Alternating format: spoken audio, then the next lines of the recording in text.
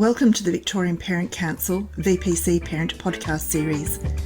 VPC is a registered charity organisation dedicated to everyone who support parents in educating their children. I'm Jacqui Van de Velde, your host today. Welcome everyone, and thank you so much for putting your microphones on mute. Look, welcome to VPC Live. My name is Jacqui Van de Velde. I'm a long-time friend of the Victorian Parent Council. I'm based in Sydney, and our guest tonight is based in Queensland.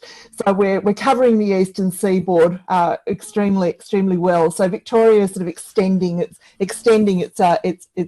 borders, even if we're not allowed to cross them at the moment. So this is the third in a series that we have been conducting in the evenings, particularly motivated by the interesting times that we are. So my guest tonight is Michelle Mitchell. Michelle is an award-winning speaker and best-selling parenting author. I've already admitted that I'm a fangirl. She's been termed the teenage expert by the media and is sought after for her compassionate and grounded advice for parenting tweens and teens. Michelle started her career as a teacher, but soon discovered a special interest in wellbeing. She left teaching in 2000 to found the Youth Excel, which is a boutique health promotion charity delivering tailor-made life skills programs and psychological services to thousands of young people and their families. And today she uses her experience to write and speak in schools and community events through the media. So welcome, Michelle. Feel so privileged to be here. Thank you for having me. Well, it's lovely to have you. So I think that we've Michelle and I have actually worked out a little bit of a game plan for the sorts of things that we felt would be interesting to talk about this evening. And I think that, Michelle, you've written and spoken a lot about home being the hero. Yeah. And I love that phrase. I just love that phrase. So I'm going to hand over to you to tell us what that is. Shall I tell you where that phrase came from? Oh, yes, please. I was in the supermarket when this whole thing kind of was going a bit crazy and the shelves were starting to empty, and I've got a Greek background, so pasta is my soul, so you take the pasta away from me and I feel pain. And I remember just feeling this massive sense of loss, and I went home and I started to think, when else in my life have I felt this feeling? And I started to think about business failures and relationship breakups and the times where I'd either phoned home or literally gone home for that kind of safety and reassurance to help me get myself back on my feet again. And interestingly enough, we were all sent home. And I hope that forever etched in our kids' minds is when the times get tough and we really need to recoup, home's the safe place to be. And I want kids to really remember home being the hero. And I feel like during this time, we've had such an opportunity for home to step up to the plate and really fill in the gap and be everything that it was meant to be. So that's where that came from. And I feel like parents have so filled this space in their kids' lives, and they've homeschooled or crisis schooled or whatever you want to call it. They've loved, they've reassured. Jacqui, to me, it's been a bit like a blackout. Do you have a lot of blackouts in Victoria that the lights suddenly go out? Yes. And you're scrambling around trying to find your kids in the dark, and you scoop them up and you reassure them and you explain to them what's going on, but then you go into the kitchen and you find your backup supplies, your candles and your torches, and you get yourself sorted to draw on the reserves that you've put aside for times like this. And we've dipped into our financial reserves and our emotional reserves to be present with our family and look after our kids. And it's been a great time in so many ways for so many people to bond together. I think you're right. Got your jammies on, Michelle. I'll just ask everyone who's joining us just to make sure that you have your microphone's muted. I'm frantically running up and down the participants screen, muting people as they come in. But I think, look, you're absolutely right about us having this unique time. And it was interesting. I was listening to John Anderson, former politician, speaking the other night, and he was saying, I know that people are saying all of these things are, there's crisis, and we've got all this uncertainty and all this sort of stuff happening around us that are causing stresses, definitely.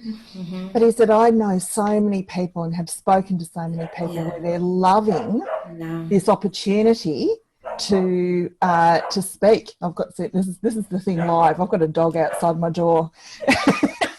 All good. Loving this opportunity to bond with their families, and in the background talking about the concerns about increase in family violence and all that sort of stuff. Yes. He's saying these things are there's actually really good things happening with families as well, and we need to focus on that. Lisa D'Amour says something, Evelyn. She says, difficult but not devastating for most of our kids. And I feel like we need to be careful not to catastrophize things either, especially in Australia. We've really had it so, lucky. We got on top of it early. And for a lot of our kids, it's going to be difficult, but definitely not devastating for them. And I think that's a mentality we need to bring into it. That's right. It's I think in other conversations we've had, we're going, it will end. This is not going to go on forever. And when it ends, we'll go, oh no, now I have to commute for an hour every day. Exactly. So look, I think that as we're heading back to school, so we've made this sort of brave decision now. We've got we've got our premiers in various states saying we're going back, and Victoria's heading back soon. Soon. I think maybe next week. I think some schools are back, but we're back officially. Coming up. That's looming. Are there going to be specific challenges? Because kids have been off school for a long time. A long time, and it's a long time in the span of their lifetime, isn't it? It is. Yeah. It's going to be a very different school year for them. Shall we talk? I've talked to a few principals. Queensland's been staggering back and went back for all students on Monday. And the school principals that are talking to me about a few very specific friendship dynamics that they're actually noticing in the playground. And teachers are on top of this. They've got their head around this. They're working really hard with kids. But let me just maybe talk everyone who's listening through, talk about it. You need to listen. So, are we good? Yes, we're good. Okay, good. Sorry, I thought, am I getting muted? How are we going? No, we're fine. Okay, awesome. All right. Awesome. Just checking. The first one is the newly found friendships, because schools have officially never shut. They've been open to children of essential workers.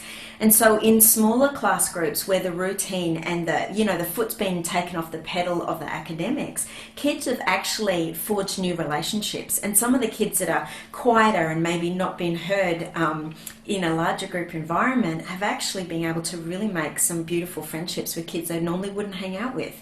And with everyone coming back to school, dynamics tend to shift and shuffle again. So teachers are really aware of that.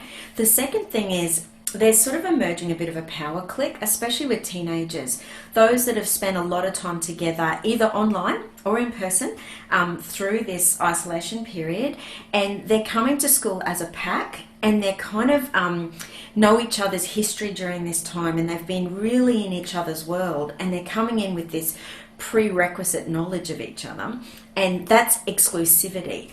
And the third thing we need to be mindful of as well is a lot of families are just going to face that kind of nerves that kids get when they haven't done something for a long time and they haven't seen their friends for a long time, and therefore some of those first interactions are not going to feel like they normally would. They'll just be that little bit more awkward. So that's what I'm hearing from schools at the moment. It's interesting, I think particularly there are going to be differences. I think, poor little kindies. I'm thinking of these poor little kindies that started.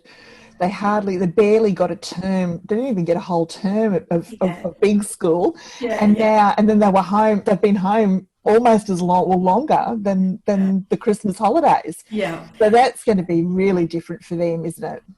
Well, they don't know any different. That's a good thing, isn't it? So they don't have a year or two under their belt to know the difference. So I feel like our little ones probably will adapt quicker. because a lot of them didn't have a full understanding of what was going on, and they just loved being at home with their parents, building cubby houses and, playing in the backyard, and that's worked for them. That's right. Are there some particular challenges, do you think, for teenagers? What sort of thing? Because that's really, if you're not being part of the peer group, Yeah. is such an important part of being a teenager, and all of a sudden this has been, very different, if not taken away from them, very, very different. I just had a message from a mum just before I got on who said, thank you for my last blog about resetting friendships, because her year 12 student has gone back and experienced some of that exclusivity and that difficult cracking into her usual friendship group, and it's been tough for her. But I think for our teenagers especially, we've got to realise they've got big, overwhelming emotions in life in general, let alone a situation like this. So a lot of them have felt this, but felt it really deeply, and loneliness has knocked some of them around. And so I think we've got to really remember this stage of life that they're in. They're wired to get their sense of belonging and identity outside of the home, and so this has interrupted that for them. And so this back to school, this back to their rhythm, is actually going to be really, really important for them. Mm. And especially I'm thinking of the year 12s in particular, they've missed so many of the lasts. Yeah, there's no minimising that either. That's right. Just tough. Yeah. It's just tough. It's going to be real. So just to be, as parents, just to be sensitive to that. There's a little bit of grieving that's going on with that as well. 100%, and I think that word's really appropriate right now when our kids do lose something genuine, and sometimes it's those sports games or those, like even soccer every week. They can have a whole range of emotions while they're adapting to this new normal that they've been in, and all those emotions are actually really important for them to kind of express and feel and work through on their way to finding, I guess, what's going to bring them joy on the outside of this. And during that time of adaptation at home as well, we're hoping our kids are going to keep finding joy even though things are different. Yeah, no, that's a lovely, I think that's something to aim for, definitely. So in our conversations as we're preparing our children to go back to school, because it's a transition, it's a very unusual transition. So what can we talk to them about what is the new normal? And even that's going to change. It will. Potentially as well. I think it's a few things. My area of expertise is tweens and teens. So if you have really little ones, you're going to have to adapt this a bit. But I feel like kids could go back to school expecting it to look exactly the same way as they left it. And I feel like it's impossible for it to be like that. Once you've been apart for so long, things change, people change, experiences change. And so they're not just picking up where they left off. They have to be prepared to come into it in this kind of open-hearted sense and stay open-minded. And I think helping them walk in other people's shoes, they may think that their experience of isolation is what everybody else has experienced, and it's possibly not. So it's just helping them have that flexibility of thinking at the moment, staying open-hearted, and also realising that everything's going to be in a slightly different space, but it will find its settled ground again. Now that's good advice. We've just got a comment here from somebody. The transition back to old routine is challenging for everyone too.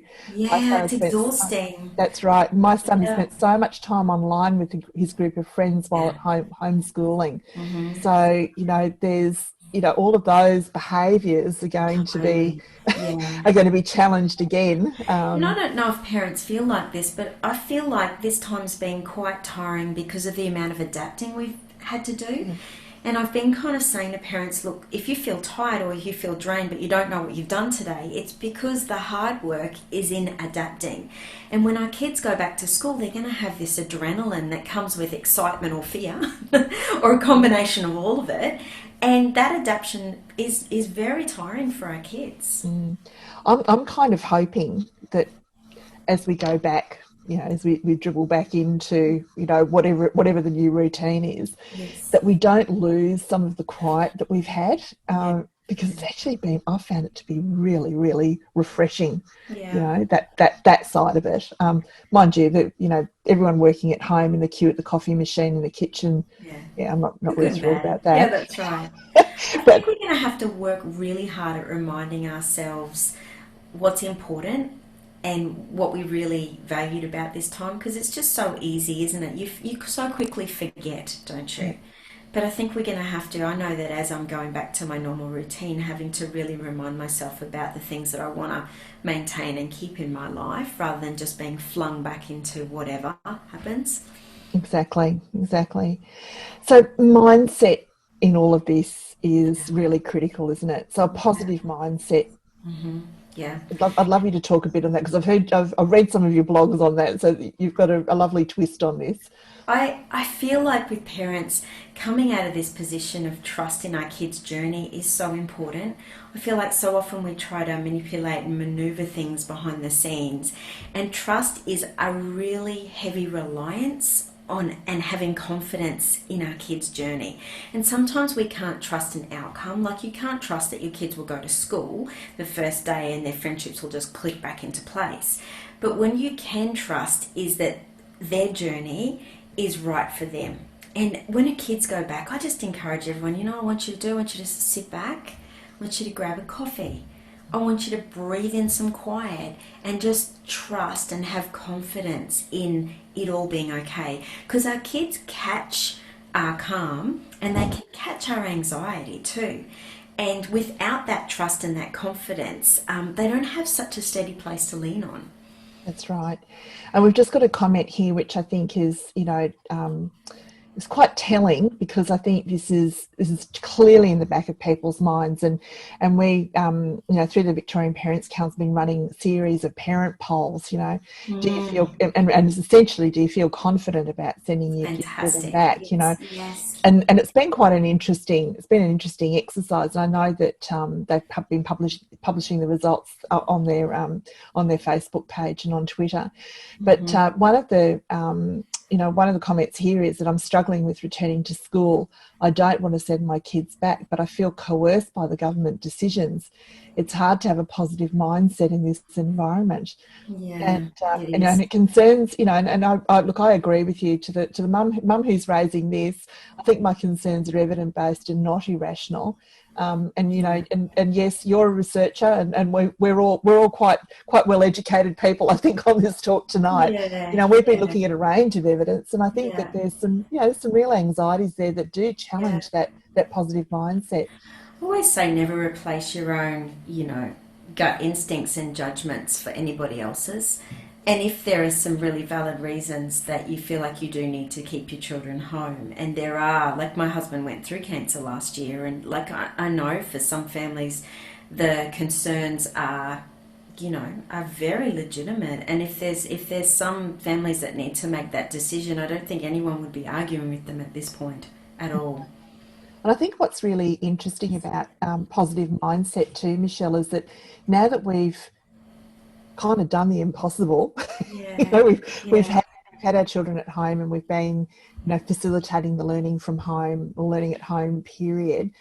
We know we can do it. So if we have to go back to that again, yeah. even if it's for a week, or say our school has to be cleaned because Mhm. someone has got it, Yeah, and it yeah. shuts down for a few days. Mhm. We know how to do this now. So Yeah, we've got form. Yeah. yeah. Absolutely, we do. And there is a lot of policy in place, and there is a lot of procedures in place now that there wasn't before. And again, being able to trust and lean into that is actually pretty important moving forward. Again, using your common sense and judgment for your situation, but absolutely. So expectations now. Okay, I think that this has been radical parent engagement 101, you know. Yes. All of a sudden we've seen, you know, day to day what Mm-hmm. what goes on in the classroom. And I think parents, it's been an eye opener for some, Yes. for lots of parents. I think absolute admiration for what our teachers do, Oh, but yeah. also but also too, looking at you know, gee, I really have enjoyed Yeah. seeing what my Yeah. children are doing day to day. So that's one expectation that I would hope that people would have going forward now, is that they would actually be asking a lot more questions and be a lot more engaged in what goes on in the classroom. What else? What other expectations, or how do you think that we need to manage? I feel like we need to make sure our expectations of ourselves are realistic, given how much energy it takes to adapt. Given that this is going to be, for some kids a big transition back, especially those who do struggle with anxiety, I feel like we need to give it all the breathing space it needs. I know that some families whose children do suffer with anxiety are really doing a step-in approach for them. So they're going to school part-time for a minute and dipping their toe into it. And I think just making sure it works for your family and making sure it's realistic for your family. It doesn't have to be all or nothing. You can step in and you can step out. Yeah, and I think that keeping that communication open with the school about They're the way doing a good job at that. Children are, the way your children are feeling and the way you are, what's going to work best for you as a family is really important. And gathering your confidence with that as you go. Like for some families who are clearly here concerned about going back to school, recognise that dipping your toe in it will either give you reassurance and confidence or not. And you can take your time with this. There needs to be no pressure on you. That's right. And I think the main thing there is that so you're not falling foul of the the various education acts in your state, that you do communicate with the school about what's going on and being able to offer, that you can facilitate learning at home in some form now, if that means it's going to get a better chance of getting your children back to school. And I highly doubt anyone's going to be having the time or energy or resources to argue too hard with you about it at the moment. And I really feel like parents need to just take that deep breath and do what they feel like is the right thing to do. Take a move towards getting back to routine and normal. Exactly. No, that's good advice. So what other opportunities do you see for children returning to school? Oh, so I actually see so many. When has there ever been a time where everyone has had such common ground to talk about? Isn't that like, this is a great opportunity? I mean, Christmas holidays come and they all sort of go their ways, but there is going to be so much common ground when they go back to school. And I feel like I'm doing a few webinars into primary schools at the moment, just helping them cross those social borders and to be open-hearted towards each other and kind and compassionate and recognising how much we need each other. And I hope our kids have learnt through this experience how valuable that friendship and seeing people in their classrooms and their teachers actually are.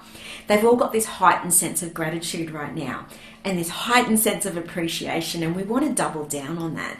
And so I'm talking to kids about, and they know it, in groups and out groups, groups that they feel like they belong to, groups that they feel safe around, and then maybe people that they don't normally get to know. And there's no better time than right now to have kids cross those social borders and make those new connections. I think it's going to be an exciting time for them in that respect, and an exciting time for those with a real social conscience to be extra compassionate and to notice when other people are maybe struggling a bit more or need to be included. No, I like that. I think that compassion piece is something that we don't always have the opportunity, or sometimes those opportunities aren't as regular for us because we're not stopping and smelling, the flowers ourselves. So we're not in a position often to be able to do that sort of social scanning for our kids so that they get to see those opportunities. Thank you to our guest speaker. We hope you enjoyed today's topic. Want to know more about this podcast and other VPC podcasts? Please visit the VPC website, vicparentscouncil.vic.edu.au, and leave a review. We would also welcome you to contact us if you would like to be our guest, or if you have a topic around parenting and education. Thank you to Melbourne singer Emma Sidney for her permission to use her soundtrack, Cherish. Until next time, thank you for listening.